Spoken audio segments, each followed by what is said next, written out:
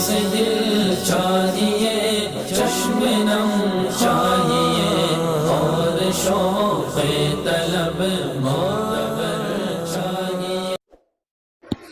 التمرین مشق اور ایکسرسائز کو کہتے ہیں۔ تمرین نمبر 1 ہے، اس میں املأ الفراغ بالکلمات کما وردت فی الحدیث، حدیث میں درج ذیل الفاظ سے خالی جگہ پر کیجیے، فل ان دا بلینک جس کو کہتے ہیں۔ تو یہ البر خالی جگہ ہے، والاسم خالی جگہ ہے، ما فی نفسی کا۔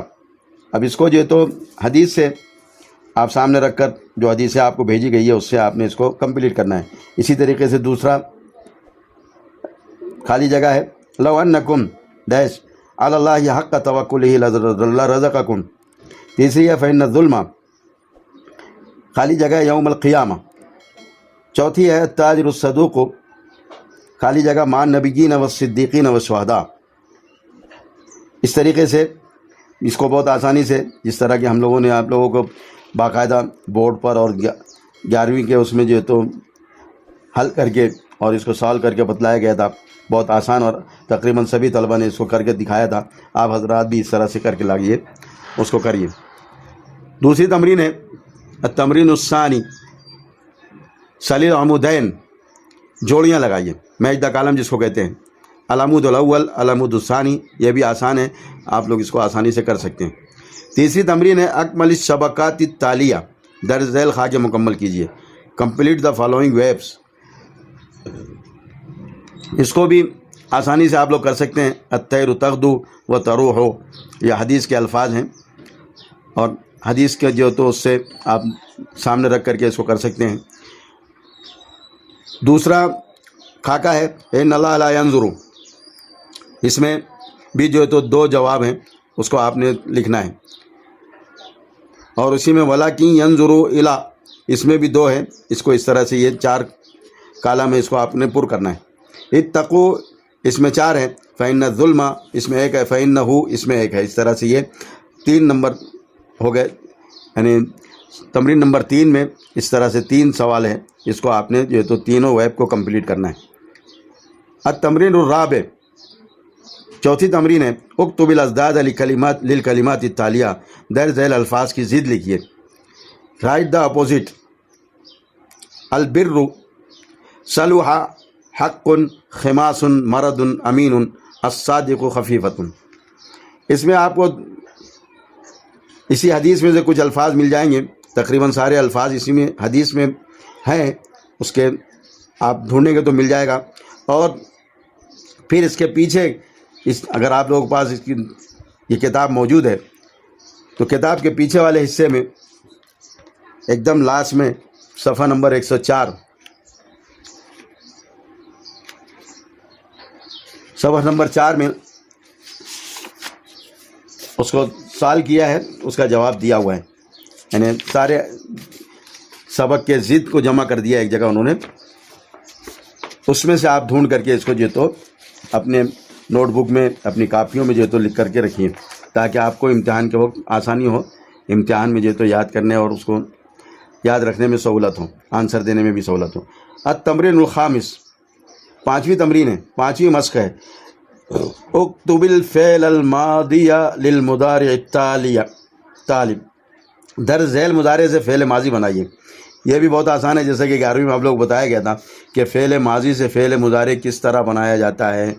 شروع میں یا ایڈ کر دینے سے، یا لگانے سے فعل مضارع بن جاتا ہے، بس اسی کے برخلاف اس کو جو ہے تو یا ہٹا دینا ہے، فعل ماضی بن جاتا ہے۔ جیسے یطلع ہے، یا ہٹا دیے تو اس میں الف لگا کر کے اطلاع ہو جائے گا۔ یرزق ہے، یا ہٹا دیں گے تو رزقہ ہو جائے گا۔ یغرس ہے، یا ہٹا کر کے آپ پڑھیں گے تو غرسہ ہو جائے گا۔ یخرج ہے، یا ہٹا کر کے آپ پڑھیں گے تو خرجہ ہو جائے گا۔ ینظر ہے، یا ہٹا کر کے آپ پڑھیں گے تو نظر ہو جائے گا۔ یسلم ہے تو یا ہٹا دیے تو سلمہ ہو جائے گا۔ اس طرح سے گویا کہ میں نے اس تمرین کو بول کر کے، یعنی اپنی زبان سے اس کو ادا کر کے آپ کو بتا دیا کہ اس طرح سے آپ لکھیں گے، جو سنا ہے اس کو اس طرح سے لکھنے کا بھی جو تو پریکٹس کیجیے گا۔ التمرین السادس، تمرین نمبر 6 ہے، مشق نمبر 6، اکتب المفردات للجموع التالیہ، درج ذیل جمع کی واحد لکھیے۔ اس کا بھی جو ہے تو الفاظ معنی میں جو آپ کے دیا ہے حدیث کے بعد جو ڈکشنری دی ہوئی ہے اس میں دیا ہوا ہے، اس میں سے آپ ڈھونڈ کر کے لکھ سکتے ہیں، کوئی مشکل نہیں ہے۔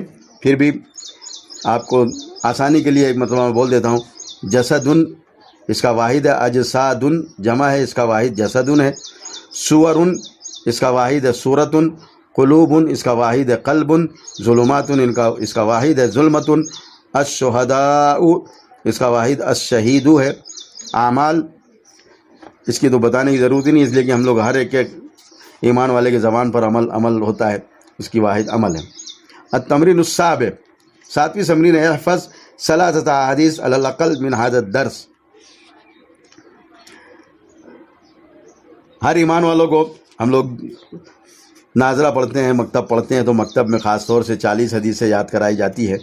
یہاں بھی اسی سبق کو دہرایا گیا ہے گویا کہ اس مشق میں، کہ اس سبق سے کم از کم 3 حدیثیں جو آپ کو پسند ہو، آپ کو اچھی لگے، اس کو آپ نے اپنے دل و دماغ میں بسانا ہے، اپنے جو تو ذہن میں اس کو یاد رکھنا ہے۔ زبانی یاد کرو اور اس کے معنی اور مفہوم کے ساتھ یاد کرو اور اس کو جو تو عام کرو۔ القواعد گرامر کا سیکشن ہے، اور اس میں گرامر میں اس سبق میں جو تو المثنی دیا ہے۔ مثنی کہتے ہیں تثنیہ کو۔ عربی زبان کی یہ خاصیت ہے کہ واحد کے بعد اسپیشل لفظ تثنیہ آتا ہے، 2 پر دلالت کرنے کے لیے۔ عربی میں جو تو اس کو وضع کیا گیا ہے کہ دوسری اور زبان میں یہ اس طرح کا جو تو لفظ نہیں پایا جاتا ہے۔ اور تثنیہ کے بعد، مثنی کے بعد جمع آتی ہے عربی میں، تو وہ اس کی تعریف کر رہے ہیں۔ یعنی مثنی تثنیہ جس کو ڈویل بھی کہتے ہیں، وہ کلمہ ہے جو 2 پر دلالت کرتا ہے، تثنیہ یا مثنی کہلاتا ہے۔ تثنیہ بنانے کا قاعدہ یہ ہے کہ واحد لفظ کے اخیر میں حالت رفع میں الف نون لگاتے ہیں، جو میں نے 11ویں میں آپ لوگوں کو بہت اچھی طریقے سے بورڈ پر سمجھایا ہے۔ مثال ہے اس کی لفظن، ہم لوگ لفظ بار بار اردو میں بھی بولتے ہیں، یہ عربی کا لفظ ہے۔ اس الف نون ایڈ کریں گے، زا کے بعد الف لگائیں گے اور نون لگائیں گے تو لفظ زانے ہو جائے گا۔ نون کے کسرہ کے ساتھ میں پڑھیں گے، نون کے زیر کے ساتھ میں پڑھیں گے، صحیح اس کا طریقہ یہی ہے۔ مدینتن، تا کے بعد الف اور نون لگائیں گے، مدینتان۔ جیسے لفظن ہے، لفظان، اس کے معنی ایک بول، ایک لفظ، ایک کلمہ۔ لفظان 2 بول، 2 لفظ۔ مدینتن ایک شہر، مدینتان 2 شہر، اس کا ترجمہ ہو جائے گا۔ شباکن، شباکان، شباکن، شباکان۔ معلمتن، معلمتان۔ اس طرح سے اس کا جو تو طریقہ ہے۔ اور حالت نصبی اور حالت جری میں یا نون ما قبل، یا نون لگاتے ہیں اور اس کا ما قبل فتح ہوتا ہے، زبر ہوتا ہے۔ مثال ہے جیسے حالت نصب، کتبت لفظین، یا نون لگا اور اس سے پہلے جو ہے تو زا کے اوپر زبر ہے، اس طرح سے اس کو زیر نہیں پڑھیں گے، زیر پڑھیں گے تو پھر وہ تثنیہ نہیں ہوگا، اس کا خیال رکھنا ہے۔ رائیت مدینتین، فتحت شباکین۔ ترجمہ ہے کتبت، اس میں فاعل اور مفعول دونوں، فعل اور فاعل دونوں اس میں آتا ہے، یہ متکلم کا صیغہ ہے۔ انا اس میں جو ہے تو ضمیر پوشیدہ ہے جو فاعل کے طور پر استعمال ہو رہی ہے۔ کتبت لفظین، میں نے 2 لفظ لکھے۔ رائیت مدینتین، اس میں وہی ہے، انا رائیت مدینتین اصل ہے، اس میں انا جو ہے تو پوشیدہ ہے جو فاعل ہے کہ میں نے 2 شہر دیکھے۔ فتحت شباکین، اس میں بھی انا پوشیدہ ہے، میں نے کھولا 2 کھڑکیاں، یعنی میں نے 2 کھڑکیاں کھولی۔ حالت جر، زیر کی حالت میں، یہ بھی اسی طرح سے استعمال ہوگا۔ فی لفظینی، فی اپنے بعد والے اسم کو جو ہے تو زیر دیتا ہے، اس لیے یہاں پر اس کو حالت جری کہتے ہیں۔ فی لفظینی، فی مدینتینی، علی شباکینی۔ اور یہ ہمیشہ یاد رکھیں کہ تثنیہ پر تنوین نہیں آتی ہے، جیسے لفظ لفظین، لفظان کہا، لفظین کہا، لفظان نہیں کہیں گے، لفظین نہیں کہیں گے، اس طرح سے جو تو تثنیہ پر، مثنی پر تنوین یعنی 2 زبر 2 زیر 2 پیش نہیں داخل ہوتا ہے۔ اب اس کو بھی آپ اس میں دیکھ لیں گے کتاب اگر آپ کے پاس ہوگی تو اس میں اکمل النشاطات التالیہ درج ذیل سرگرمیاں مکمل کیجیے. اکتب تعریف المثنیٰ مع الامثلہ، تثنیہ اور مثنیٰ کی مثالوں کے ساتھ تعریف کیجیے. اکتب قاعدہ تکوین التثنیہ، مثنیٰ بنانے کا قاعدہ کس طرح سے ہوتا ہے وہ جو ہے تو اس طرح سے لکھنا ہے. اضافی معلومات میں ہے حدیث نبوی کے مطالعے اور اس کی اشاعت کے تعلق سے جو علم ترقی پایا وہ علم حدیث کہلاتا ہے، اور اس علم میں مہارت رکھنے والے کو محدث کہتے ہیں. علم حدیث کو علوم اسلامیہ میں اعلیٰ درجہ اور اعلیٰ مقام حاصل ہے، اور اس کی حدیں بہت وسیع ہیں، اس کے حدود اور اس کے طریقے بہت وسیع ہیں. حدیث کی کتابوں کے مطالعے سے معلوم ہوتا ہے کہ صحابہ کرام رضی اللہ عنہم اجمعین نے اپنے مخصوص صحیفوں اور دفاتر میں احادیث کا ایک ذخیرہ جمع کر رکھا تھا. اس طرح رسول اللہ صلی اللہ علیہ وسلم کے زمانے میں جو احادیث قلم بند کی گئی انہیں دو حصوں میں تقسیم کیا جاتا ہے. ایک وہ احادیث جو خود رسول اللہ صلی اللہ علیہ وسلم کے حکم سے لکھی گئیں، دوسرے وہ احادیث جنہیں صحابہ کرام رضی اللہ عنہم نے مجلس نبوی میں سنا اور انہیں لکھ لیا. صحابہ کرام میں سب سے زیادہ حدیثیں حضرت ابو ہریرہ رضی اللہ عنہ کی ہیں، جن کی تعداد 5374 ہیں، اور صحابیات میں رضی اللہ عنہن میں سب سے زیادہ روایتیں اور حدیثیں حضرت عائشہ صدیقہ رضی اللہ تعالی عنہا جو ہماری ماں کہلاتی ہیں، ام المومنین جنہیں ہم ایمان والے کہتے ہیں، ان سے یہ مروی ہیں، جن کی تعداد 2210 ہیں.